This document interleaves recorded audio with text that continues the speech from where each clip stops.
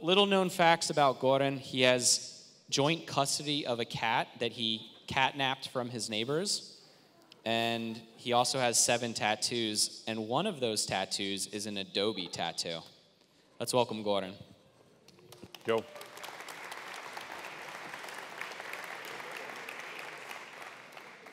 Am I on? All right, I'm on. Hello, folks. All right, let's do this. How was your day so far? Good? All right. You all fed, complacent, docile, sleepy. That's good. All right, let's get it. Let's first do, I didn't have this section, but yesterday the organizers told me I should maybe put in who is this dude section. So we'll just do this quickly. Goran, I'll skip the last name for the international people. There's no way you can do that. I'm really amazed by your Peut's pronunciation. I'm a designer, been so since mid-90s. Most of my time in Croatia, let's say, before I left, I was working in Nivas. Let me just see. Looks good. Then I left for Ireland, where I work currently as a designer, as a director of UX design in SAP. I work with some of the cool clients, with awesome clients, but mostly on consumer-grade applications, not on some hardcore back-end, back-office, million of input fields crap. I work with the consumer-grade stuff for big clients.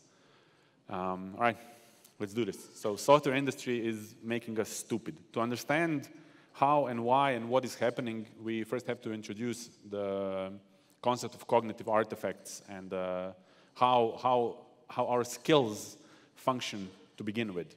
So you can think of cognitive artifact as a Swiss knife in your brain, that you have multiple of those. And cognitive artifact is a Swiss knife that is actually in charge of your skill, actually multiple skills, and then this skill enables you to play out some behavior in the world. Like, you know, a skill is you know how to ride a bike, and then you can actually exhibit this behavior by riding a bike. And then there's an effect in the world where you move with your bike through your world. So cognitive artifact is deep, deep embedded, even you know, lying under your skill. To fill in your cognitive artifact, one of the ways you can do it is to do it in reverse. So how do you train riding a bike? By trying to ride a bike. So that's how you train the cognitive artifacts. And so the Swiss Army knife effect comes because a single cognitive artifact is responsible for multiple skills and multiple, of course, behaviors based on those skills that you exhibit in the real world. And the kicker is that a single thread going down, a single download into a cognitive artifact will train it up. And you sort of feel that, if you didn't know that so far, that, you know, if you learn how to do one skill, you learn how to do one thing, all of a sudden you are more competent in a few other more or less adjacent areas around that skill that you learned. So for example, if you learn handwriting, so handwriting goes in, what goes out is, of course, your reading improves, but of course, fine motor skills, because it really takes, you know, you move your hand, you move your fingers, you hold your pencil. Visual motor skills improve. You can move your eyes much more precise because you are looking at what you are writing. So many other things that you feed in through handwriting pop out on the other side through feeding a single Swiss Army knife. Mathematics as well, like why do we learn maths? It's not just so that you know that 2 + 2 is 4, it's because the maths increases your abstract thinking to begin with. Like that's why mathematics is one of the primary, what did you call it? In any technical engineering college, you will have mathematics on the side, although maybe in your job, you will never do any integrals or any, you know, super high-level maths, but you still do learn it in school because that thing is really helpful for your general abstract thinking. 2D mapping, so this is something that was recently correlated. So the ability to 2D map and to move in two-dimensional space is correlated with problem solving on the other side of the cognitive artifact. And this was, of course, I mean, what's a problem? A problem is you are in one state, something happened, whatever, and you need to be in another state. What's movement through nature? You are, at point A. You need to somehow move to point B through a series of junctions, of crossroads, or something. And basically, our entire brain is wired, because evolution is a conservative process, conservative in terms of it conserves. Simply the platform that we use to orient ourselves in 2D space, the brain simply used that same platform. Okay, I'll just use that circuitry of the brain to solve problems, because it maps, like what the problem is basically the same thing as movement in 2D space. Of course, why is that? Well, because we were nomads for like, what, millions, billions of years. And all of our problems basically revolved on, all right, where do I need to go to hunt for food? Where is the shelter? Where is the water? All of our problems were 2D map related, pretty much. So in modern day, driving also serves as a good 2D mapping trainer. You don't have to just walk through nature for miles and miles. Driving also works. Because what? It's again 2D mapping. Where will I turn? Left, right, la la la. And you can definitely feel this as well if you're completely blindly following Google Maps. So if you have some GPS or whatever, you stick it in your car, especially when you're going to a place where you don't know, where you are for the first time. And if you absolutely, completely just follow Google Maps, where they tell you where you need to go, when you reach your destination, you will more or less, you won't really know where the hell you are. And, right, because it's not that you used your skill to map your path towards the goal. Something was just fed into you, and you just ended up there. So walking and driving feeds into 2D mapping. 2D mapping feeds back into problem solving. Of course, nobody walks anymore. And driving is pretty soon to be killed by self-driving cars. So we can be pretty sure that sooner or later we will kill our ability for 2D mapping and eventually kill the whole problem-solving platform in our brain. Of course, one way to train problem solving is to actually solve problems, whatever, take a Rubik's Cube and solve it. But the problem with that, and the thing with that, is that it's just boring. Like, you would rather do something else, something more efficient and something simply more enjoyable to feed the Swiss knife of your cognitive artifact, and then get some results spewed out on the other side.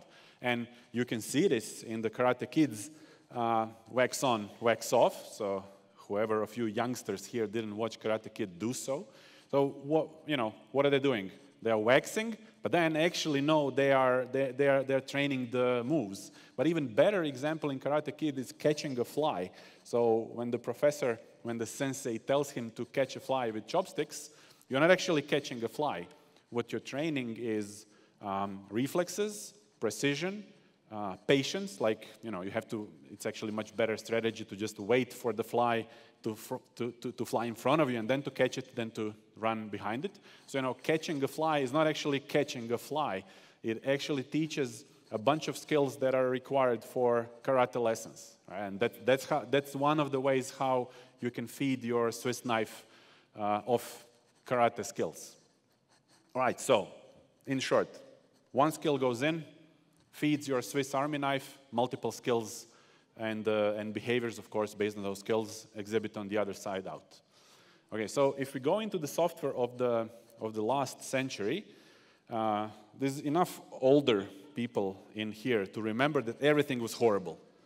In the 90s, whoever worked with computers in the 80s, 90s, and even at the beginning of the noughties, you know that everything was horrible. Every day you came to work, I remember, I think that literally every day I probably had to first solve, like half an hour or 1 hour of just stupid problems that you first had to deal with. The Windows didn't want to boot, some driver exploded, you couldn't connect to the internet, something happened. And we all just lived with this, and we were continually solving some form of either hardware or software problems at work. So like we were doing hard things at work just to start working. Then you actually went to do your work, right? And then we did hard things for fun as well. So, Super Mario. It's a bloody hard game, especially if this is the first time, if the first time you were playing it was back in the 80s, 90s. I think that this guy, this little Koopa mushroom over here, is probably one of the deadliest encounters in the whole world of gaming. Because like what? You boot up Super Mario, if you had no idea how to play it, nobody tells you anything. Here's the controller, here's Super Mario, figure it out. And you start walking towards the right side, and this guy kills you. It's like, what? A mushroom just killed me? Then, you lose a life, you go again, la, la, la. And then you eventually figure out, oh, yeah, I can jump, and then I can jump onto this guy's head.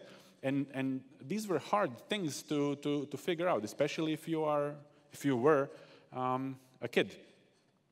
Right? But so playing Super Mario is not playing Super Mario. Like, it teaches you a bunch of other stuff on the side. Patience, motor skills, reflexes, timing especially. It's like a bunch of things that come out as a result of you playing some of these old hard games.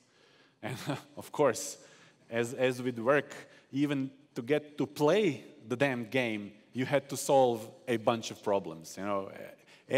All the old folks here had a little screwdriver, and to tune the head of this thing. Jesus, how did we survive that age? I don't really know.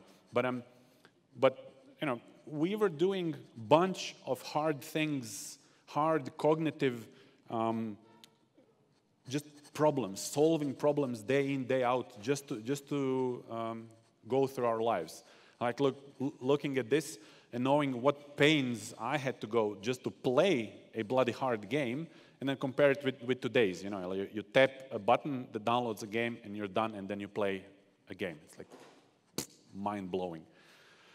And then we entered the age of design, where somebody said, okay, let's now make everything simple. That's awesome. Let's make everything simple. And yeah, really? Are you so sure that that's so good? So let me ask you, what is a car? People say, oh, it's a device, blah, blah, blah. It moves you from point A to point B, yada, yada, yada. Sure, we can take it that way. But then when you take a long enough scale, a car, and of course the whole internal combustion engine thing, pretty much turns into an awesome device to mess up our entire atmosphere, mess up our entire marine life and like land life as well. It revolutionized how we build cities, because people could now sprawl outside. We build neighborhoods from where people have to drive basically anywhere, which caused parents to be continuously with children.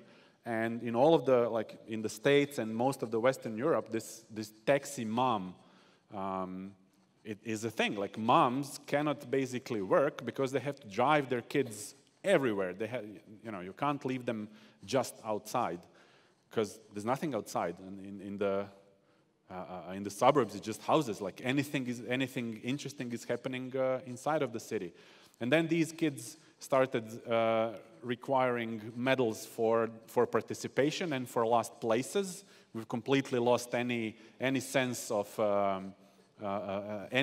competition. Then these kids enter universities, and then they require safe spaces for really stupid ideas. They can't be challenged on flat Earth. Like, ooh, my professor told me that the Earth is not actually flat. My feelings, I'm being endangered. And then these people,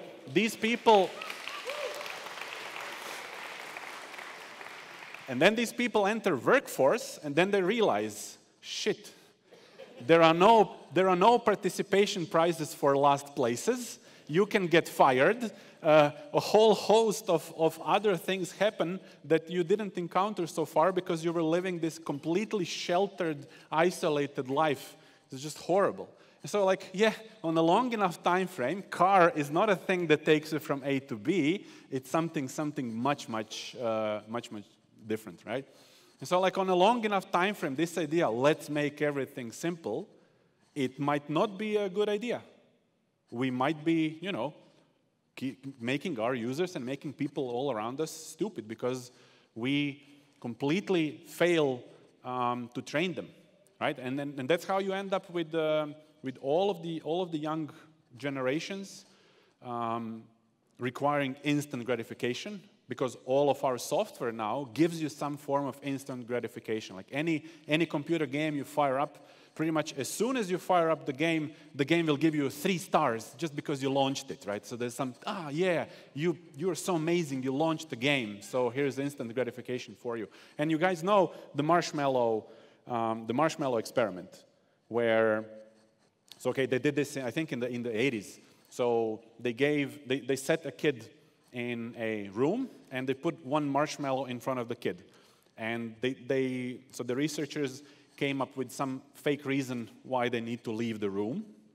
And they told the kid, all right, so I'll be gone for 5 minutes. First of all, kids have no idea what 5 minutes is, but never mind, like I'll be gone. And if you don't eat the marshmallow, by the time I'm back, I'll give you another marshmallow. And then they left the room. And of course, the camera is recording.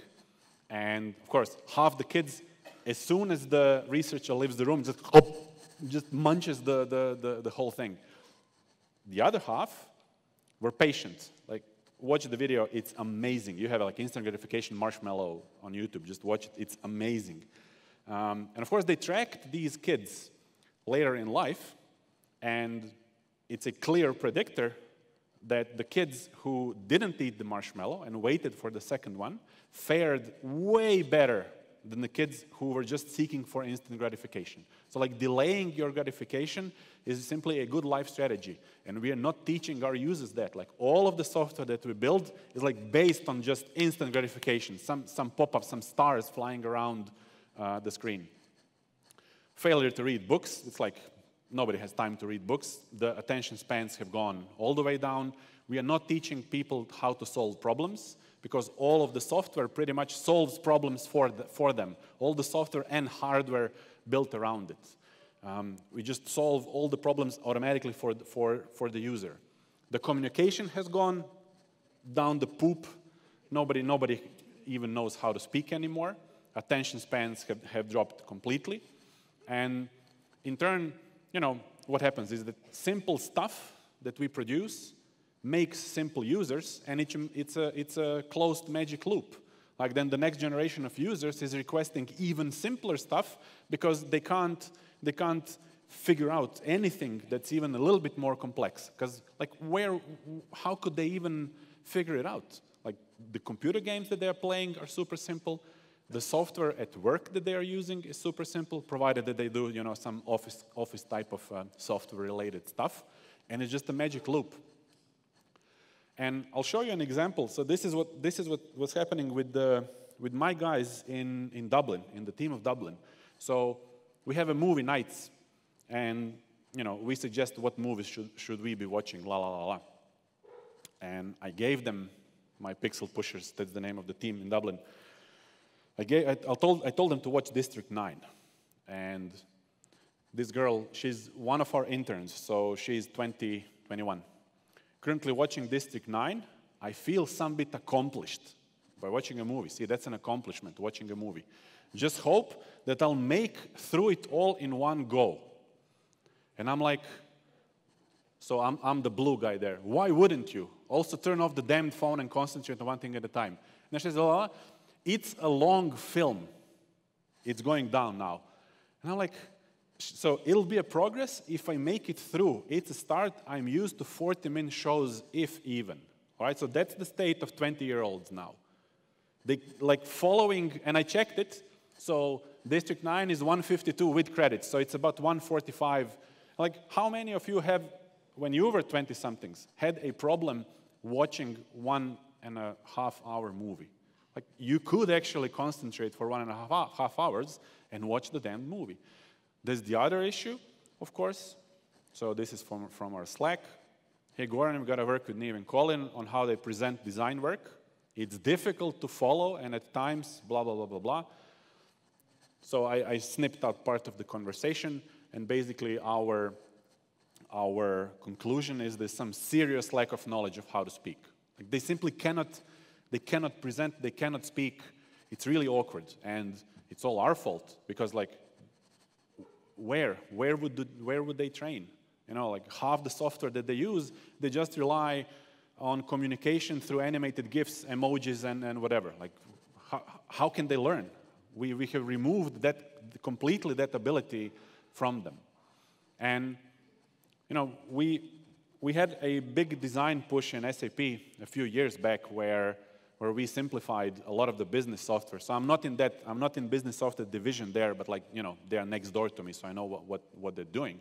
And, you know, these kids, they started entering the workforce, as we said, and they simply demanded to, you know, run a simple software. They couldn't figure out any complex software, you know, like one button software, press button to do the task. So we designed some of that, and then the power users were like, hey, WTF, mate, like I can figure it out. Like, put more things on screen. I am a human being. Like, my cognitive capability far exceeds the one button software. You know, it'll take you a day or two or a week to learn, but once you learn it, it's much more powerful. Because, look, you know, as much as we can simplify stuff, you really can't simplify some things. You can't simplify nuclear power plants. They'll just be complex. Okay, you know, maybe they don't need to be this complex, but you can't have a nuclear power plant be Apple designed, you know, like one round button and then something happens. You just can't. Things are complex. You can't reduce everything to 3 bullet points. Human relationships are complex. You know, this whole Tinder, swipe left, swipe right, that's horrible. It teaches us that human relationships are pretty much, you know, like a discardable thing. And this is what's happening. I didn't put the graph here. The divorce rates are sky high because nobody is solving problems. You know, as soon as you have a fight with your girlfriend, it's like, fuck it, break up, that's it, we are done. Everything is discardable, right? Why? Well, because we trained people that everything is, you know, super simple. You can just swipe left, right, blah, blah, blah, blah, whatever. We're done. I'll find another girlfriend. That's it, whatever. We don't have to actually solve problems through communication. I can just dump you. It's easier, right? And ultimately, you know, life on this planet is complex. Like it's a complex ecosystem. I mean, I was yesterday during our dinner, we were discussing global warming, well, climate change thing. And I believe that one of the reasons why the dialogue with the general audience regarding climate change simply doesn't work is because people don't have the mental capacity anymore to just hold, you know, 6 variables in their brain and to come to conclusions regarding some stuff. It's like everybody wants, you know, a single answer solutions. Like, oh, it's the fossil fuels, that's it. Like, nah, the thing might be a little bit more complex, but you just lack the capacity anymore to discuss complex things. And you could say, like, hey, but Goran, we have had all of this, like, simplification and automation and blah, blah, blah. Like, the Industrial Revolution happened. People were hard at work plowing fields, and then we removed that complexity by factories, by automation, by Ford's, you know, what do you call it? The assembly line, exactly, right? But yeah, nah, that's not it. Because, like, the software today, from the moment you wake up till the evening when you go to sleep, it just rules your life. And even when you don't notice that the software rules your life, it's probably someone's decision. You know that Apple finally made this do not disturb while driving thing, right? So again, even when your phone is not disturbing you, that's actually a software design. Like, somebody designed silence in your life, right? Otherwise, your phone would be going off non-stop. And software design rules, you know, even a bunch of the background processes that you even don't know that are happening, even in your house. Like, even if you even have a little bit more smart house, it's you things are running behind, you don't even know that they're running. So it's definitely not the same as the last industrial revolution. And even if you push it even further, once you plug in once the AI revolution hits in, and when the AI will be able to solve all of your, well, majority of your problems, it's going to be even worse.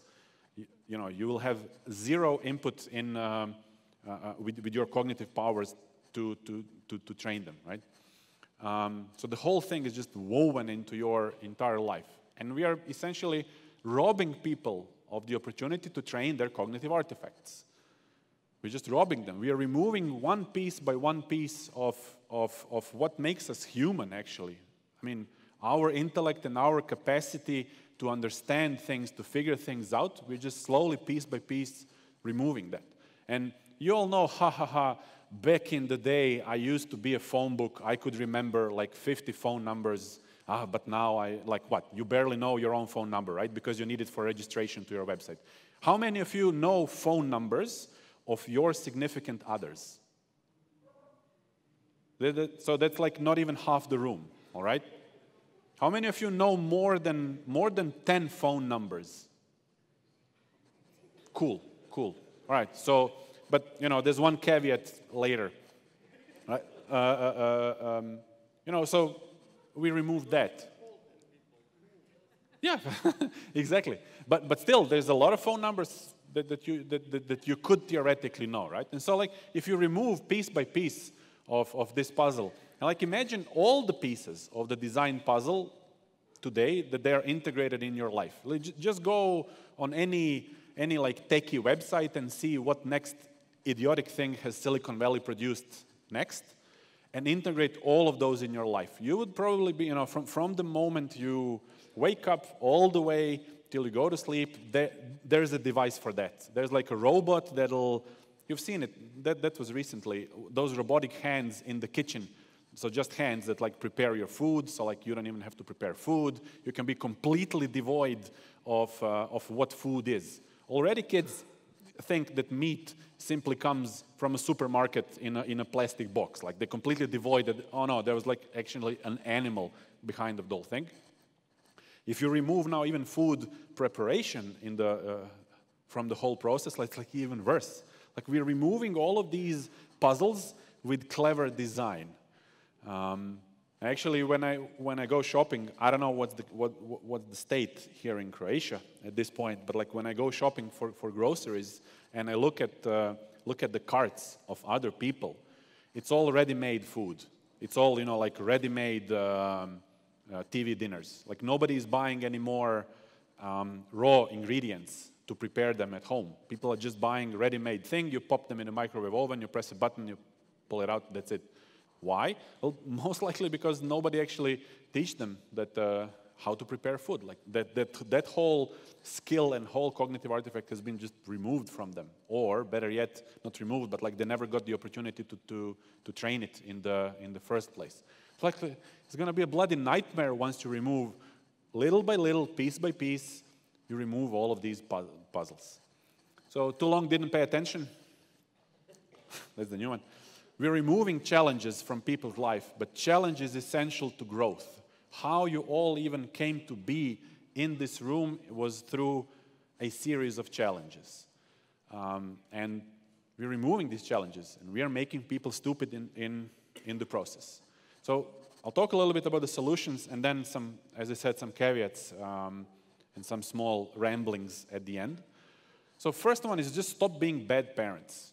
We as designers, we just have to understand that, so this Coldplay's song, "When you get what you want but not what you need," is one of the worst things that we can do to people. People are just whining, give me, and we're just giving them, but we are giving them what they want, not what they need. Like any of your user research that you're doing out there, and there was a lot of talk of user research today, the people tell you what they want, and then you design it and build it to them. But are you sure that that's what they need, actually? Like, you have to go one step deeper and understand what they tell you. It's just their want. And then you have to extrapolate from that what is their need, actually, based on that. Don't just build the first thing that they tell you to build. and think of their long-term needs. Facebook now, like quite a lot of you older folks here, Facebook has been now around for 10 years. And they have successfully bred, you know, like, do you know how 10 years is a long time? So imagine like somebody who was, let's say 13, 14, when they joined Facebook, they're like 24 now, joining workforce, la, la, la. Like Facebook successfully made them pretty dumb. And, you know, like constant stream of information, communication via GIFs and emojis, la, la. So like, it's actually not in Facebook's interest and in nobody's interest that in the long run, we make stupids, like produce actually clever people, not dumb people. Like, no, don't feed them more dopamine. I want more flashy things on screens. Like, don't feed them dopamine. Be a good parent. This is one of the things I found is like we completely screwed up the 10 principles of good design, like all of them. Some of these are a little bit far-fetched though, but they are completely true. Like we just, you know, we throw notifications. How are we going to solve this problem? Just throw a notification for the user. Good design is honest? Nah, terms and conditions. We'll just slip in anything we want in there, put it in terms and conditions, nobody reads that.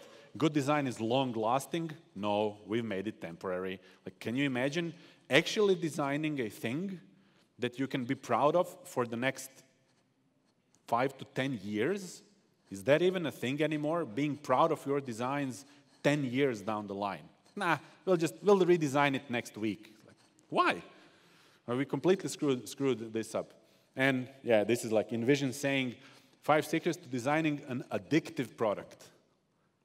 What? Why would you design an addictive product? Do you even know what that means? Like, even if you know, of course, it's not substance addiction like heroin and stuff, but even like psychological addiction. You know, when you're designing an addictive product, you simply might as well spit in the face of people who are addicted to gambling and addicted to other psychological things in life. It's like, why? Why would you design an addictive product? It's just a stupid thing to do.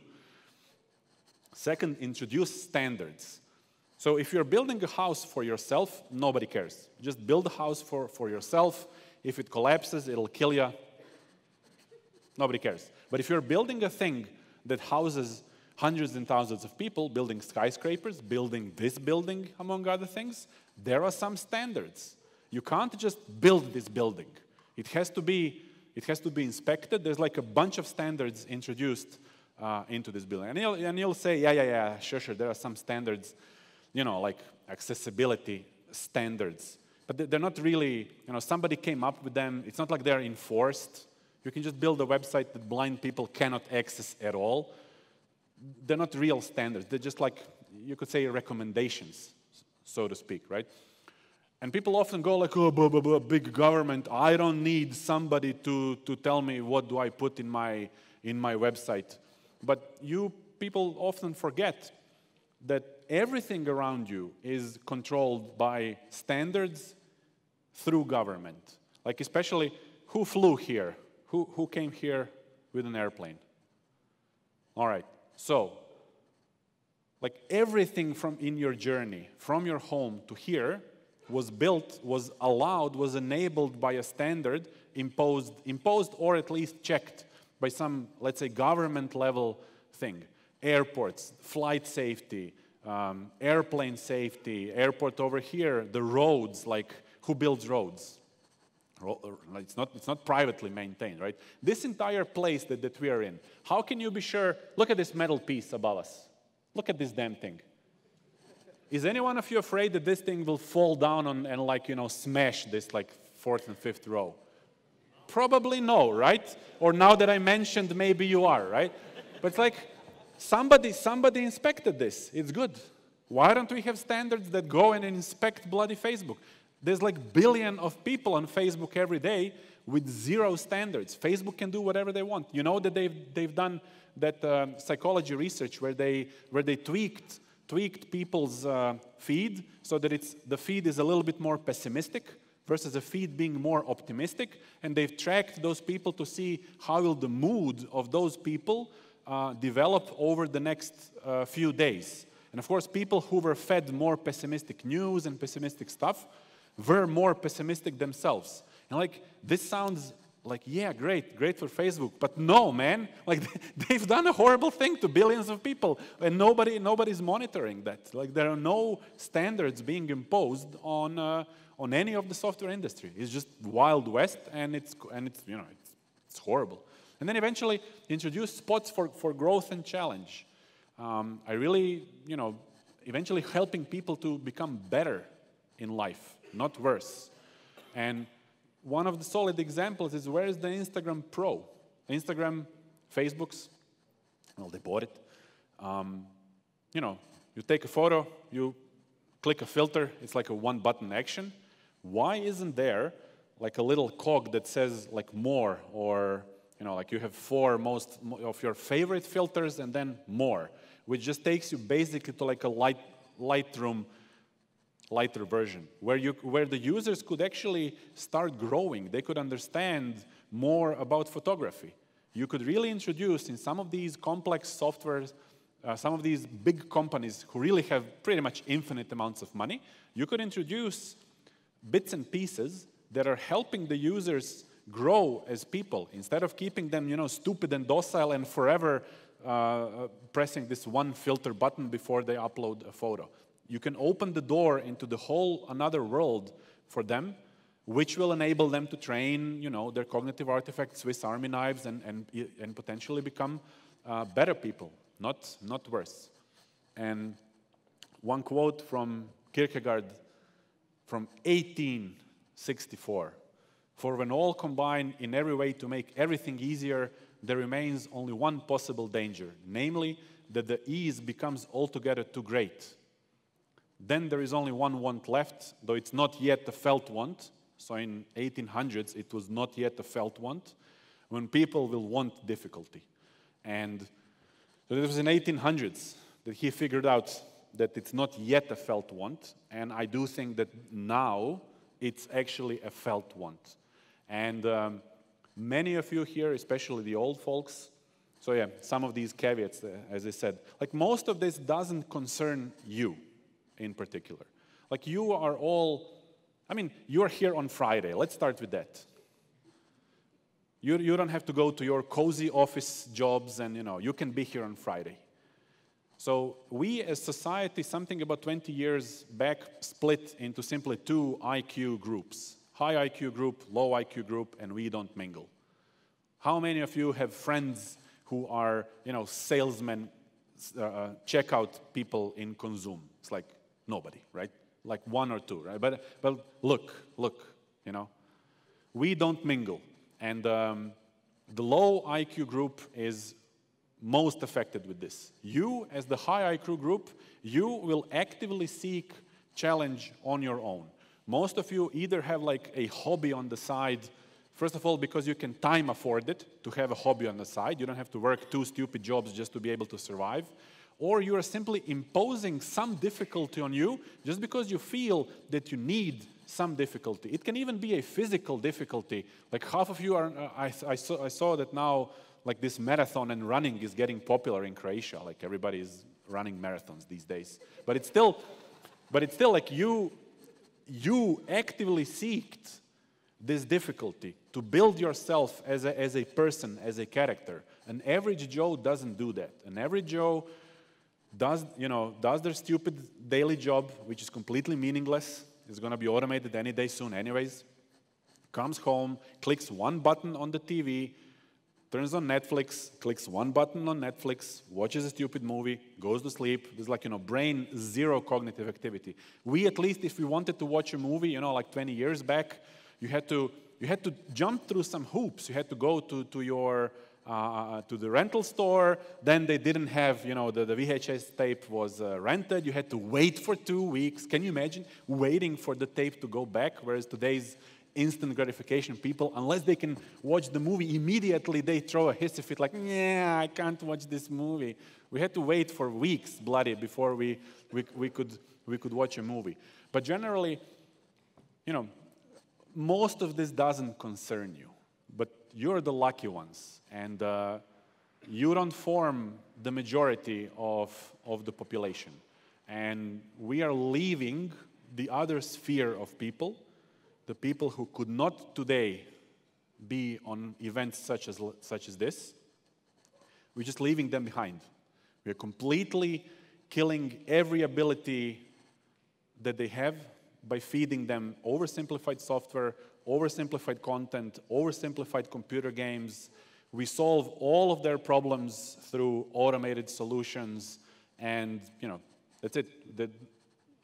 We will completely leave them behind. And what do we do then? Like what? Play among ourselves, and that's it? Thanks.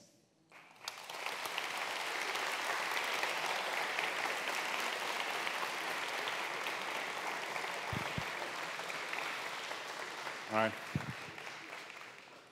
I hope there's someone that doesn't feel so attacked that they won't ask a question. Yeah, don't be afraid. I'm a cool guy otherwise. We can grab a beer. We can grab a beer later. I trust you. I have one question here. Right. Very inspiring presentation, Goran. Congrats.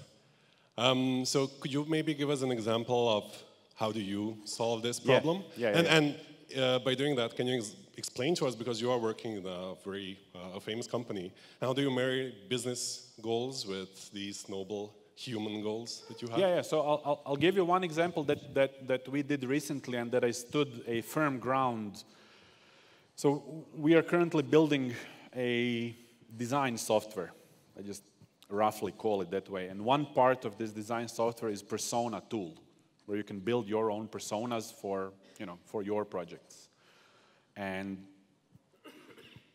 you build a persona in your account, and then somebody said, well, okay, now our users have a bunch of these personas. Why don't we enable persona gallery, where people could decide whether they want to push the persona that they've built, if it doesn't contain some personal information, if it's vanilla enough, they can push it into the gallery. And so we can easily build a gallery of personas that thousands of our users have built. And so when somebody else is starting their design project, they can pick an existing persona and just work off of that. And I said, nope, that's a stupid idea. Because this will remove the necessity for this designer to go through actual hard work of interviewing their real users and creating the persona themselves. They will pick off the shelf something that vaguely resembles what they need. They'll completely ignore the real user. They will do something, and they completely skip the hard parts of the work. And those hard parts actually are the ones that pay off the most. Speaking with your real people, with your real users, and condensing a real persona out of your real people, than picking just something off the shelf. And we just said, although it's simple, although it would be cool, we are not going to do it, because it kills the design process. We're not going to do it. One more question over here. Hi. What is your opinion on software that has multiple modes? For example, in Lightroom you have essentials and pro mode controls, the advanced controls. Yeah, those are good. As I said, Instagram could use Instagram Pro. Instagram has manual controls. It's a big edit button. You can get to them somehow. Okay. Well, they should enforce them somehow harder. They have 2 tabs, filters and edit. Yeah. All manual controls. But generally speaking, as long as there is, that's a good thing. You start the user with the simple thing, and then you funnel the users towards more challenging things. But just stopping at simple and not even providing the ability for the user to grow, especially if it's a massive software, that's just horrible. You are robbing people of the capacity. You all know, when you fire up Microsoft Excel or Photoshop, it just boots, and it's like, oh Jesus, what do I do now, right? But you figure it out. You go through a couple of weeks, months, years, whatever, through it, and then you are a bloody expert at it. You can even Google it. So, unfortunately, we're out of time. I'm so sorry. But I heard this guy uses Twitter a lot, so you can tweet him questions, and I'm sure he'd be happy to answer them. We have a break now, and we'll be returning at 4:55. Let's hear it again.